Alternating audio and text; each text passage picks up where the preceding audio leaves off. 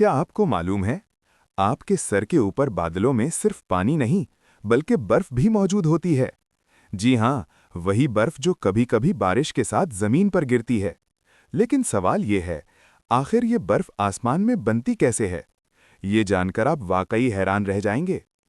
Information diaries की video में एक बार फिर से खुशामदीद। नाजरीन, सबसे पहले एक सादा सी बात समझें। बादल असल में पानी के बेशुमार नन्हे कतरों से बनते हैं। ये कतरे उस वक्त बनते हैं जब जमीन से पानी भाप बनकर ऊपर जाता है और ठंडी हवा में जाकर जमा हो जाता है। लेकिन असल राज यहां से शुरू होता है। जैसे जैसे ये बादल ऊपर जाते हैं, वहां का दर्जा हरारत इंतहाई कम हो जाता है, कभी-कभी -20 डिग्री से भी नीचे। और इसी शदीद सर्दी की वजह से पानी के ये छोटे कतरे जमकर बर्फ के बारीक क्रिस्टल बन जाते हैं। यानी बादलों के अंदर ही बर्फ पैदा होती है, कोई बर्फ जमीन से ऊपर नहीं जाती। अब सवाल ये है, ये बर्फ नीचे कैसे आती है? जब ये छोटे बर्फ के जर्रात आपस में टकराते हैं तो आहिस्ता आहिस्ता बड़े हो जाते हैं, और जब इनका वजन बढ़ जाता है तो ये जमीन की तरफ गिरने लगते हैं।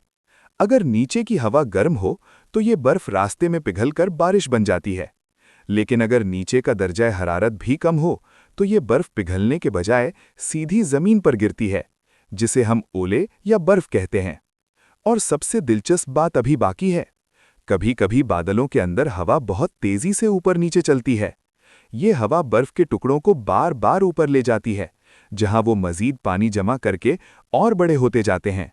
इसीलिए बाज़ औक़ात आपको बहुत बड़े और सख्त ओले भी देखने को मिलते हैं। तो हकीकत यह है कि बारिश और बर्फ दोनों एक ही जगह यानी बादलों के अंदर बनते हैं। फर्क सिर्फ दर्जा हरारत का होता है।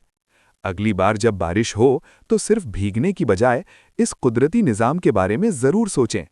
और अगर आप ऐसी मज़ीद हैरानकुन हकीकतें जानना चाहते हैं तो अभी सब्सक्राइब करें और वीडियो को शेयर करना मत भूलें।